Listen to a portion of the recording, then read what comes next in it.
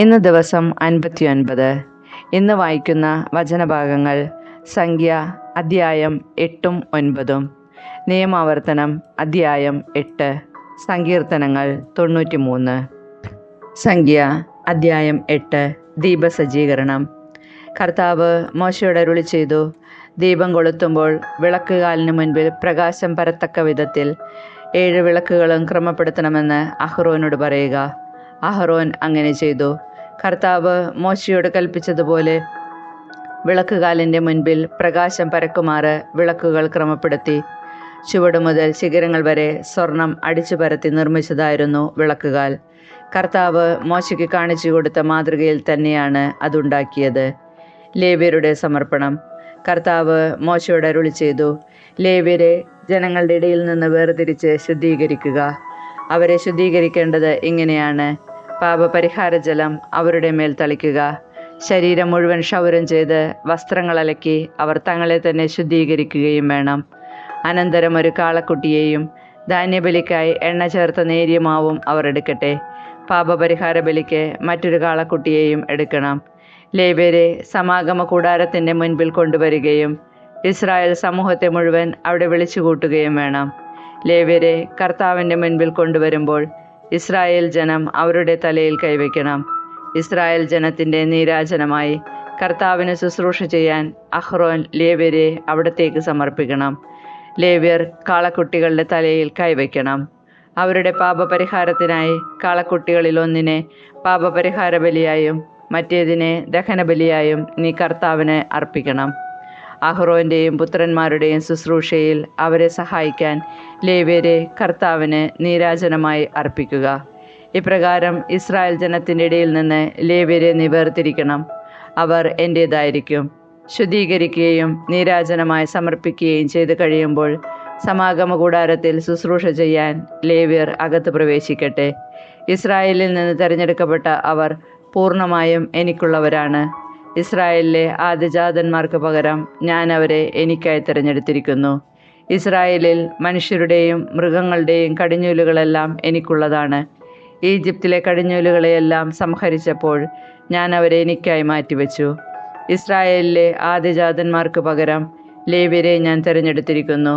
സമാഗമ കൂടാരത്തിൽ ഇസ്രായേൽ ജനത്തിനു വേണ്ടി സേവനം ചെയ്യാനും അവർക്ക് വേണ്ടി പരിഹാര കർമ്മങ്ങൾ അനുഷ്ഠിക്കാനും ജനം വിശുദ്ധ സ്ഥലത്തെ സമീപിച്ചാൽ അവരുടെ ഇടയിൽ മഹാമാരി ഉണ്ടാകാതിരിക്കാനും ആയി അവരിൽ നിന്ന് ലേവ്യരെ ഞാൻ തിരഞ്ഞെടുത്ത് അഹ്റോനും പുത്രന്മാർക്കും ഇഷ്ടദാനമായി കൊടുത്തിരിക്കുന്നു.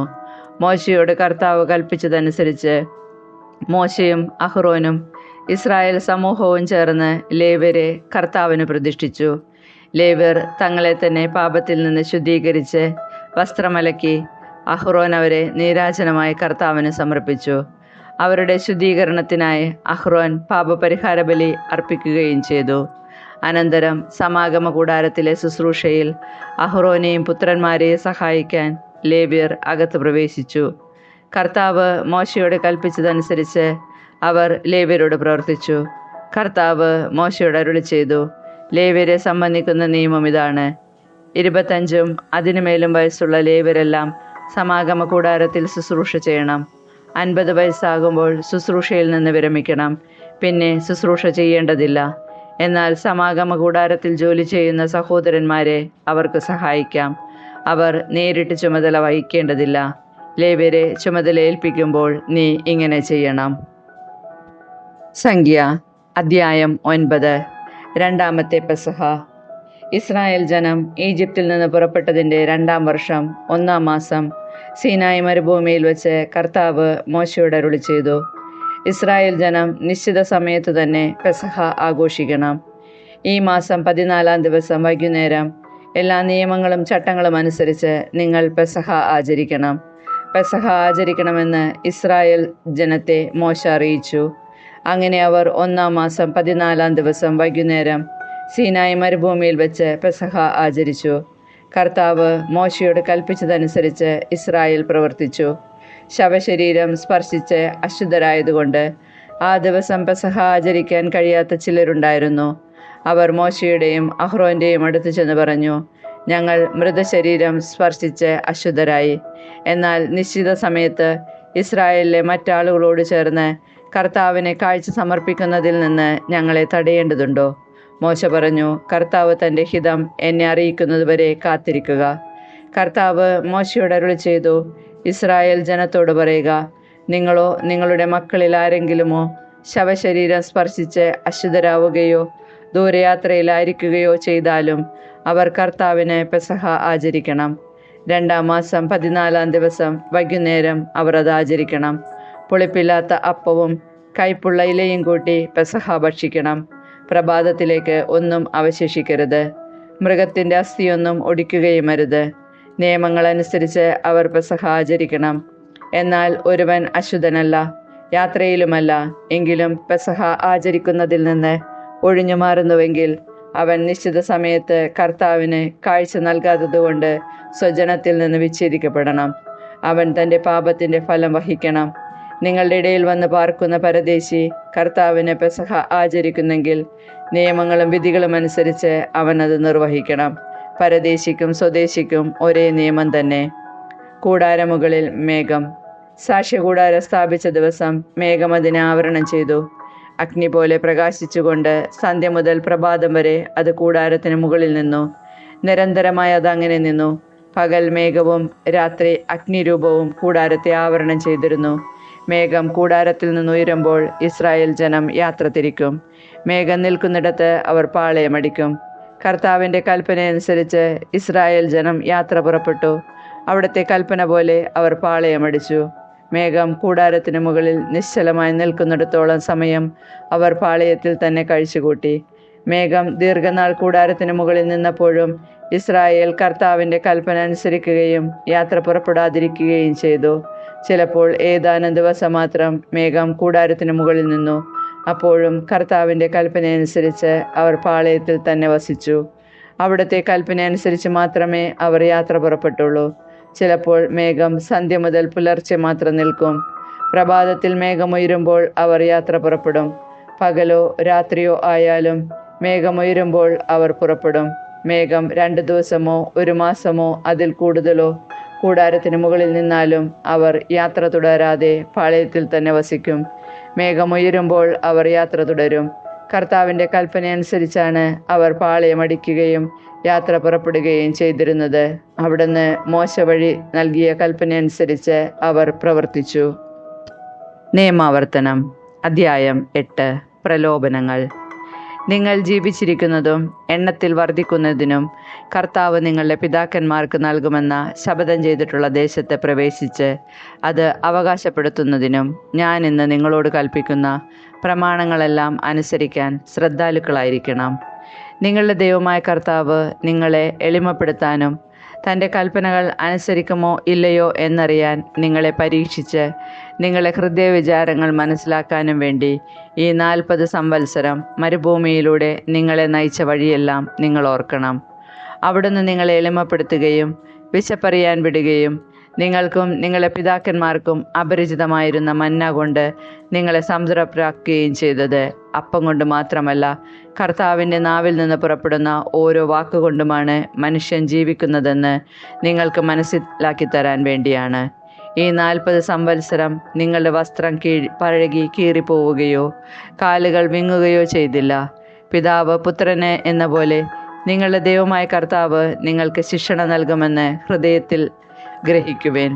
അതിനാൽ നിങ്ങളുടെ ദൈവമായ കർത്താവിൻ്റെ മാർഗത്തിലൂടെ ചരിച്ചും അവിടുത്തെ ഭയപ്പെട്ടും അവിടുത്തെ കൽപ്പനകൾ പാലിച്ചുകൊള്ളുവിൻ. എന്തെന്നാൽ അരുവികളും ഉറവകളും മലകളിലും താഴ്വരകളിലും പൊട്ടിയൊഴുകുന്ന പ്രവാഹങ്ങളുമുള്ള ഒരു നല്ല ദേശത്തേക്കാണ് നിങ്ങളുടെ ദൈവമായ കർത്താവ് നിങ്ങളെ കൊണ്ടുവരുന്നത്. ഗോതമ്പും ബാർലിയും മുന്തിരിച്ചെടികളും അത്തിവൃക്ഷങ്ങളും മാതളനാരങ്ങകളും ഒലിവ് മരങ്ങളും തേനുമുള്ള ദേശമാണത്. അവിടെ നിങ്ങൾ സുഭിക്ഷമായി അപ്പം ഭക്ഷിക്കും. നിങ്ങൾക്ക് ഒന്നിനും കുറവുണ്ടാവുകയില്ല. അവിടെയുള്ള കല്ലുകൾ ഇരുമ്പാണ്. മലകളിൽ നിന്ന് ചെമ്പ് കുഴിച്ചെടുക്കാം. നിങ്ങൾ ഭക്ഷിച്ച് തൃപ്തരാവുമ്പോൾ നിങ്ങൾക്ക് നൽകിയിരിക്കുന്ന നല്ല ദേശത്തെ പ്രതി ദൈവമായ കർത്താവിനെ സ്തുതിക്കണം. ഞാൻ ഇന്ന് നൽകുന്ന കൽപ്പനകളും നിയമങ്ങളും ചട്ടങ്ങളും ലംഘിച്ച് നിങ്ങളുടെ ദൈവമായ കർത്താവിനെ വിസ്മരിക്കാതിരിക്കാൻ ശ്രദ്ധിച്ചുകൊള്ളുവിൻ. നിങ്ങൾ ഭക്ഷിച്ച് തൃപ്തരാവുകയും നല്ല വീടുകൾ പണിത് അവയിൽ താമസിക്കുകയും നിങ്ങളുടെ ആടുമാടുകൾ പെരുകുകയും വെള്ളിയും സ്വർണവും വർദ്ധിക്കുകയും മറ്റ് സകലത്തിനും സമൃദ്ധി ഉണ്ടാവുകയും ചെയ്യുമ്പോൾ നിങ്ങൾ അഹങ്കരിക്കുകയും അടിമത്തത്തിൻ്റെ ഭവനമായ ഈജിപ്തിൽ നിന്ന് നിങ്ങളെ കൊണ്ടുവന്ന നിങ്ങളുടെ ദൈവമായ കർത്താവിനെ വിസ്മരിക്കുകയും ചെയ്യാതിരിക്കാൻ ശ്രദ്ധിക്കുവിൻ. ആഗ്നേയ സർപ്പങ്ങളും തേളുകളും നിറഞ്ഞ വിശാലവും ഭയാനകവുമായ മണലാരണ്യത്തിലൂടെ അവിടെ നിന്നാണ് നിങ്ങളെ നയിച്ചത്. വെള്ളമില്ലാത്ത ഉണങ്ങി വരേണ്ട ആ ഭൂമിയിൽ നിങ്ങൾക്ക് വേണ്ടി കരിമ്പാറയിൽ നിന്ന് അവിടുന്ന് ജലമൊഴുക്കി. നിങ്ങളുടെ പിതാക്കന്മാർക്ക് അപരിചിതമായിരുന്ന മന്ന മരുഭൂമിയിൽ വെച്ച് നിങ്ങൾക്ക് ഭക്ഷണമായി നൽകി. നിങ്ങളെ എളിമപ്പെടുത്താനും പരീക്ഷിക്കാനും അവസാനം നന്മ കൊണ്ട് അനുഗ്രഹിക്കാനുമായിരുന്നു അത്. എൻ്റെ ശക്തിയും എൻ്റെ കരങ്ങളുടെ ബലവുമാണ് എനിക്ക് സമ്പത്തെല്ലാം നേടിത്തന്നത് എന്ന് ഹൃദയത്തിൽ നിങ്ങൾ പറയരുത്. നിങ്ങളുടെ ദൈവമായ കർത്താവിനെ നിങ്ങൾ സ്മരിക്കണം. എന്തെന്നാൽ നിങ്ങളുടെ പിതാക്കന്മാരോട് ചെയ്ത ഉടമ്പടി ഇന്നും നിറവേറ്റുന്നതിനു വേണ്ടി സമ്പത്ത് നേടാൻ അവിടെ നിന്നാണ് നിങ്ങൾക്ക് ശക്തി തരുന്നത്. എന്നാൽ നിങ്ങളുടെ ദൈവമായ കർത്താവിനെ വിസ്മരിക്കുകയും മറ്റ് ദേവന്മാരുടെ പിറകെ പോയി അവരെ സേവിക്കുകയും ആരാധിക്കുകയും ചെയ്താൽ തീർച്ചയായും നിങ്ങൾ നശിച്ചു പോകുമെന്ന് ഇന്ന് ഞാൻ മുന്നറിയിപ്പ് തരുന്നു. നിങ്ങളുടെ ദൈവമായ കർത്താവിനെ നിങ്ങൾ അനുസരിക്കാതിരുന്നാൽ നിങ്ങളുടെ മുൻപിൽ നിന്ന് കർത്താവ് നിർമ്മാർജ്ജനം ചെയ്ത ജനതകളെ പോലെ നിങ്ങളും നശിക്കും. സങ്കീർത്തനങ്ങൾ 93. കർത്താവ് വാഴുന്നു.